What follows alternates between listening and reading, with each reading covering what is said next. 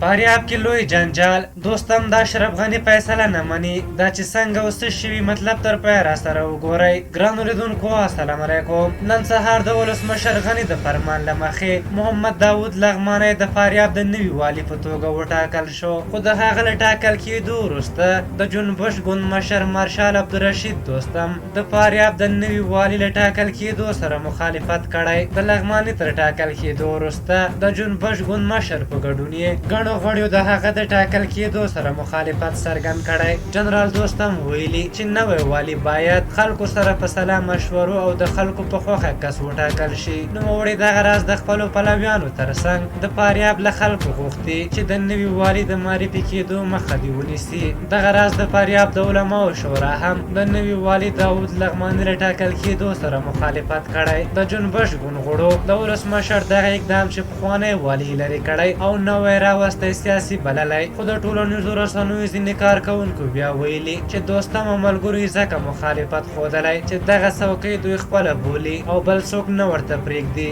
او د بل قوم سړی خو قطعا نه پرېږدي او دوی هېڅکله نه غواړي چې یو لغمانی که څومره هم تکړه سړی وي د دوی والي دي شي، چې دا د دوی د تعصب کولو ښکاره عمل دی. د افغانستان حکومت بیا تر اوسه د دوستم او د هغه د ملګرو د اخطارونو په اړه څه نه دي ویلي. په هر حال تاسو دغې موضوع په اړه څه نظر لرئ؟ خپل نظرونه هم راته په کومنټ کې ولیکئ. که زموږ ویډیو مو خوښه شوې وي ضروري لایک کړئ. تر بلې ویډیو مو په لیوه بخښونکي خدای سپارم. د الله په امان.